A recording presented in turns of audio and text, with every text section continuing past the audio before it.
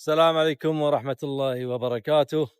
أهلا وسهلا بكم أعزائي المشاهدين في تغطية لحدث جديد حق السيارة. طبعا أنا وين؟ عند شركة يوارفوت. الشركة هذه معروفة في المشاريع القوية. خليك متابع يا الحبيب. ونزلنا السيارة عند الورشة عند يوار فروت. طبعا منزل السيارة ليش؟ عشان أقص السقف، بس قبل لا أقص السقف قلت اشتغل في المعاونات. طبعا الشباب هني عارفين القياسات وعارفين كل شيء بخصوص المعاونات، واستشيرهم ويعطوني ما يقصون شنو احتياجي وشنو، بس احدد لهم الاوزان اللي احتاجها. خيروني ما بين السي وما بين الدي، وطبعا عندهم قياسات وايده، فالاحسن كل واحد على سيارته يجي هو يسالهم، واكيد ما راح يقصرون وياه. زين، ليش انا اخترت الايرون مان وعندي وارفوت؟ صراحه عندي تجربه سابقه وياهم، يعني البراد اللي كان عندي خلال 4 سنوات ما اشتكيت من السياره نهائيا ولا شيء، لا من معاونات لا سبرنجات ولا شيء. هذه التجربه الاولى. ثاني شيء كفاله 4 سنوات، يعني روح البر عيش حياتك سوي اللي تبي تسوي، وتعال هني صار في اي مشكله بالمعاون ولا اي شيء تعال هني، الشباب ايضا ما راح يقصرون وياك على الكفاله. شيء ثالث، ترى سعره وايد مناسب، يعني ارخص من معاونات كثيره بالسوق. يعني هاي الثلاث اسباب الرئيسيه اللي خلتني اخذ الايرون مان. طبعا هني يختلف، راح اخذ المعاونات والسبرنجات ويا الريش ومعاون السكان. راح نتكلم في التفاصيل هذه مع ابو راشد عبد الرحمن. عبد الرحمن يعطيك العافيه. الله يعافيك. ابو راشد قواك الله. حياك الله. شهادتي فيكم مجروحه الله للامانه. يجزاك خير. زين، 4 سنوات اشتغل وياكم، اتعامل وياكم. صراحه انا كنت اتكلم على خدمه ما بعد البيع، فهي عندكم، والحمد لله قاعد اشوف الشيء هذا مني انا ولا من الناس اللي قاعد اسمعه عنكم. هذا اقل واجب. الله يخليك يسلمك ان شاء الله. ابو راشد ما يخالف، يمكن انا شوي معلوماتي بالمعاونات نعم. والسبرنجات ما هي نفس المعلومات اللي عندك. نعم. الحين لما انا جيت قلت لي ما بين السي وما بين الدي بسبه الاوزان، شو الفرق بين السي والدي وشنو الفئات اللي عندكم ثانيه؟ حلو، خلينا نتكلم اول شيء بصوره عامه، شنو الفرق بين المعاون وبين السبرنج؟ اول شيء المعاون ياخذ امتصاص السياره بالحفر والمطاب سواء بالشارع او بالبر، فتحس ان السياره انعم او اخشن والسياره ثابته او مو ثابته. اما السبرنج فيشيل وزن السياره ويعطيك حموله اكثر، والسبرنج عباره عن اكثر من نوع، يعني هذا يسمونه كوي سبرنج اللي هو لا، وبالخلف سيارتك فيها شيء اسمه ليف سبرنج اللي هي احنا نقول عنها الريل. فقلنا السبرنج يشيل وزن السياره ويعطيك ارتفاع عشان تقدر تكبر التاير، اما المعاون فيمتص الطقات والحفر والمطاب فتحس بالنعومه ثبات السياره. لما تكلمنا عن الاوزان البي والسي والاي، طبعا هذه ريت ايرون مان يسمونه اي بي سي. الاي يكون انعم يعطيك مثلا 50 كيلو، اتكلم عن الامامي فوق الوكاله. البي ممكن يعطيك 100 كيلو، والسي اعلى واعلى. على حسب شنو الاوزان اللي تبي تضيفها على السياره نختار السبرنج اللي يتماشى مع الوزن اللي بتركبه. فاذا انت مثلا تقول عبد الرحمن ما راح اركب لا دعاميه ولا ونش، اقول لك اخذ الاي لان ما عندك اي اكسسوارات. لا والله تقول لي بس بركب ونش نفس ما انت الحين سويت. يعني الحين معنى كلامك براشد انه لازم يكون في تناسق ما بين الاحمال اللي بتحطها، سواء حاب تركب دعاميه بتركب ونش، وما بين الاغراض اللي بركبها بالخلف. ليش؟ لان اذا انت قلت لي لا حط لي والله سبرنج قوي عشان اذا بالمستقبل حطيت ترى يكون عندي سبرنج، صح كلامك، بس انت اذا ما حطيت وزن وحطيت سبرنج قوي راح تصير خشن ويابسه، وراح تيجي تشتكي تقول لي سياره يابسه حيل. فلازم يتماشى وزن السبرنج مع الاوزان المضافه على السياره. زين براشد، شو اللي خلاك؟ انا من الاول طبعا بسيارتي القديمه كنت حاط ماخذ الفوم سيلبرو. حلو.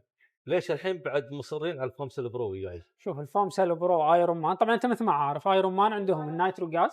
حجم المعاون تقريبا 2.0 2 انش، يكون غاز وزيت. بعدين عندهم الفوم سيل 2.5 2.5 تقريبا، يعني على حسب السياره. وبعدين الفوم سيل برو اللي هو 2.7. شنو يعني 2.7؟ يعني كميه زيت اكثر داخل المعاون، تبريده افضل حق خطوط وسفر. وانت انا لا ادري الخط انك تسافر بالسياره فتبي شيء يعني تسوق مسافات طويله ونفس الاداء ما تغير وياه. هذا اللي يعطيك اياه الفوم سيل برو، لان كميه زيت داخله اكثر، تبريده وايد افضل، ولا ننسى طبقه الفوم اللي دار مدار تبرد على المعاون. هاي براءة اختراع اصلا حتى حق ايرون مان اعتقد. عندهم فيها براءة اختراع الفوم سيل، نظام الفوم سيل. إيه. بالاضافه الى ان الفوم سيل برو له طقم اصلاح، يعني بعد امره الافتراضي تسوي له طقم اصلاح وتستعمله من اول يوم. طبعا براشد انا تكلمت قبل شوي انتم تعطون كفاله 4 سنوات. معاون عليه كفاله المعاون. 4 سنوات، عداد مفتوح، مو احنا من المصنع من المصنع. نعم. هذا ثقه من المصنع. انا تكلمت قبل شوي قلت 4 سنوات انا مركب على البرادو ودشيت في اماكن وصعدت وجنبات صار وياي بالبرادو زين على الاوزان اللي موجود فيه الحمد لله ما اشتكيت ولا احتجت طقم اصلاح. راح تستعملها اكثر ان شاء الله. ان شاء الله ان شاء الله. زين خلصت من المعاونات السبرنجات. طبعا انا ركبنا معاون سكان عندك. اي بس لا هني البي هذا عندك دعاميه. اوكي. عندك ونش بس. لما تركب دعاميه وونش ممكن احنا نصعد على السي، مع ان البي كافي. البي كافي بس بي كافي. اي ممكن احنا نصعد على السي اذا حسيت انه لا تحتاج ازيد، السياره زيت شوي ممكن احنا نصعد. تمام. إيه؟ هذا الحلو. انا ترى على فكره عندي تجربه سابقه وياكم ولازم اقولها. انا بالبرادو قبل لا اركب الخيمه كنتم مركبين لي معاونات وسبرنجات قياس معين، الحين ما اتذكر الرقم. بعد ما ركبت الخيمه عندكم الليفل تغير عندي. غيرت الليفل. تغير السبرنج. نغير احنا نساعد صار نحاول كثر، خاصه اذا كانت الفتره بسيطه. انا هذه شهاده لازم اقولها يعني. اذا كانت الفتره بسيطه يعني نبدل نساعد. زين. شغله اخيره معاون السكان. معاون السكان. معاون السكان. شنو معاون السكان؟ اسمع. معاون السكان وهو اللي يمسك سكانك وما يخلي فيه رجفه. زين. متى تحتاج تغيره صراحه معاون السكان؟ اذا يتبس تكبر التاير تحط واير اكبر، وخاصه اذا كانت نسميها احنا حجري او نص حجري يسبب رجفه بسيطه، فتغير معاون السكان تحط واحد هيفي ديوتي اكثر عشان يمسك السكان اكثر، خاصه بالنوع هذا يسمونه السوليد اكسل. حوش الرجفه اللي هو التاير هذا ينزل، اذا نزل هذا راح يصعد وياه. صح. مو نفس السيارات الثانيه مثل البرادو ولا الاف كي لان مو مفصولين عن بعض. مفصولين عن بعض. اكس واحد سوليد اكسل. فنغير معاون سكان. طبعا هذا الفوم سيل. الزيت. وهم في طبقه فوم وتبريده افضل. وطبعا هذا لو قارنا مع معاون الوكاله هذا في حجم اكبر، حجمه وايد اكبر ديوتي عن المعاون الوكاله. صحيح. وطبعا هذا متى يفيد؟ اذا السياره طاحت بحفره ولا طاحت اي شيء ممكن هذا يسبب رجفه حق السكان يسبب رجفه مال الوكاله، فهذا يكون اقوى منها هيفي ديوتي اكثر، يتحمل اكثر. بالضبط. طبعا هنا الريش الحين ما ركبوا، هذول هم الريش ان شاء الله على اساس يكونون واضحين حتى في التصوير. براشد شو اللي يفرق هالريش عن ريش الوكاله؟ طبعا نفس ما شرحنا على السبرينج بالضبط، هو نوع من انواع السبرينجات. يعني ما يختلف عن السبرينج، ولكن لان اسمه ليف سبرينج او طريقته بهذه الطريقه، عاده ليف سبرينج الريش تتحمل اوزان اعلى من السبرينج العادي. هذول الريش هم حجم السي اللي تم ساقه تسالني عنهم. لان ما شاء الله راح تركب الكونفيرجن وراح يصير فيه الانتيرير ديزاين كامل، فمحتاج ريش تحمل الوزن الزايد على السياره. طبعا الريش معاها البوشات بوليثرين، بوشات ايرون مان هم، بالاضافه الى في شيء هني شاكل اللي هو يمسك، هذا الشاكل اللي يمسك الريش بالشاصي ونفسه قدام، ولكن اسمه بن يركب كله راح يتغير. هناك راح يركب بن، هناك بن، وهني شاكل. ايوه. وكلهم راح يكونون جريسبل، يعني بدون لا تفك الريش راح تقدر انك تقرسهم وانت واقف. ممتاز. ممتاز. وبالاضافه الى اليو بولت هذه اللي هي اطول من مال الوكاله، لان مال الوكاله راح يكون قصير على الريش هذه. ايوه الله ما شاء الله. هاي المعونات الخلفيه. هذه المعونات الخلفيه. هم فوم سيل. طبعا في تناسق ايضا ما بين الريش وما بين المعونات كقوه. في معلومه ما قلناها يمكن تم ساعه، هم الفوم سيل برو والفوم سيل والنايترو غاز في منهم فئات. في الكومفورت نفس المعين، الحين فوم سيل برو عندنا كومفورت، عندنا البرفورمانس، عندنا بروفيشنال، وعندنا هيفي ديوتي. هذا اللي راكب الحين بركب عندك البروفيشنال. ليش؟ عشان يتماشى مع الوزن الريش اللي عندك. فما نقدر نركب معاون التونينج او العيار ماله ناعم حيل مع ريش ثقيله. صح. ما في تناسق. لازم يصير في تناسق.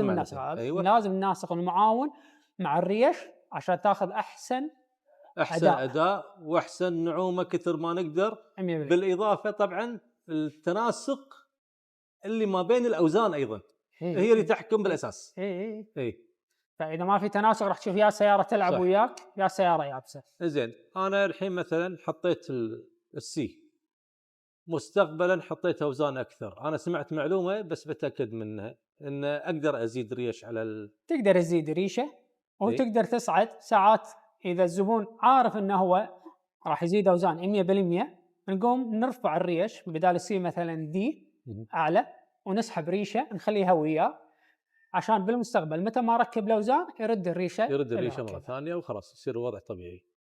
الله يعطيك العافيه. الله يعافيك ابو راشد، كونفرجن ان شاء الله جريد. كونفرجن هذا اهم شيء حق 78. اذا عندك 78 تروبي لازم كونفرجن ولا لا تشتري تروبي. ايش يقول عندك 78 ما تركب الكونفرجن انت مراكب تروبي، عادل ولا لا؟ 100%. بتاكد شنو هذا هو صح؟ هذا ايه هذا هو هذا الكونفرجن. ترى صورته خلف الكواليس وهو ما يبي يطلع كذي ما يبي يطلع هذولي.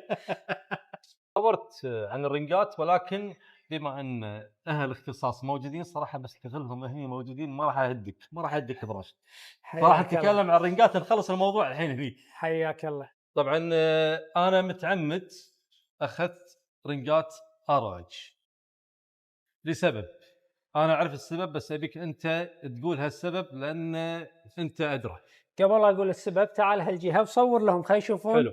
الرنج الخلفي مع الامامي. انت أيوة. عارف ان الشاص الخلفي داش لداخل والامامي طالع لبرا. صح. شوف الحين شلون على نفس التراك نفس الليفل. ليش؟ لان ROH شركه استراليه متخصصه بهالسيارات. ايوه. الاوفست مال الرنج الخلفي يكون ماينس، تقريبا هذا ماينس 47 فيطلع لبرا، والامامي زيرو فنفسه، فالخلفي قاعد يطلع قاعد يتساوى مع الامامي. فلما تدش بر لما يقص التاير الامامي ياده، الخلفي ما يقص ياده ثانيه، يقص نفس الياده.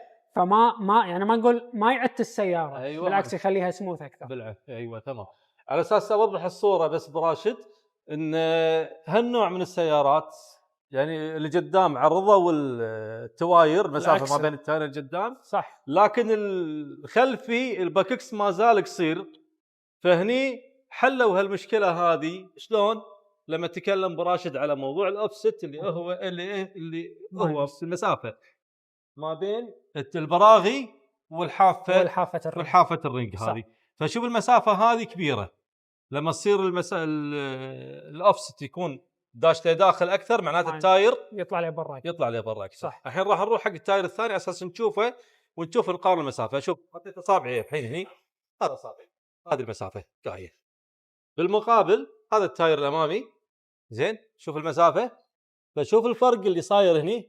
هذه المسافه القديمه وهذه المسافه الجديده كذي صارت، يعني في فرق من هني لهني زين، والشكل واضح بعد.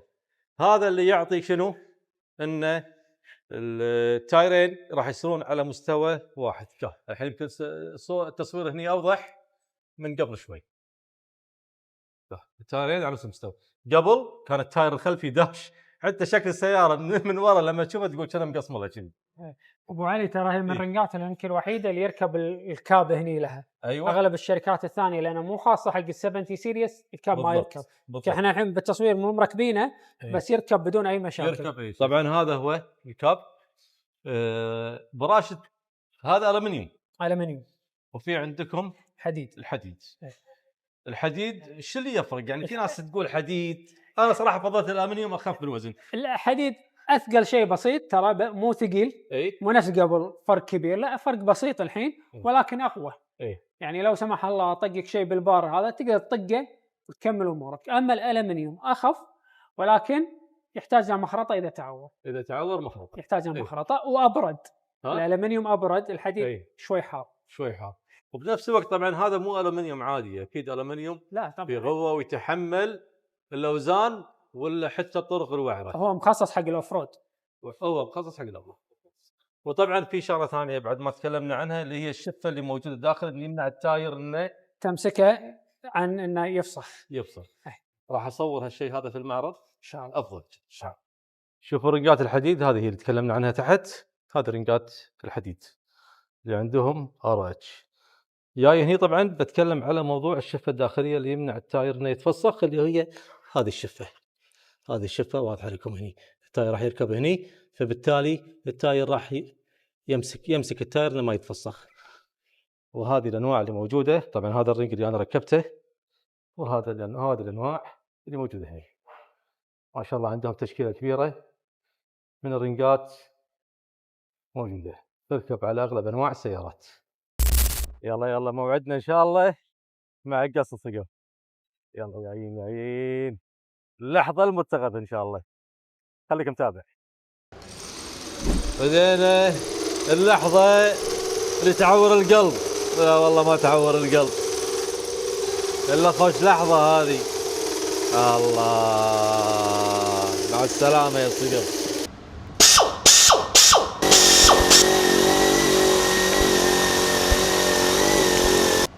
هذه خصلة شعر كنا. ها يلا كنتينيو، كمل قص. العوضي ابو علي خلاص خلاص يا صيد ما بدني ماي، في مجال تراجع الحين. حرام ها حرام شلون قلبك طاوعك؟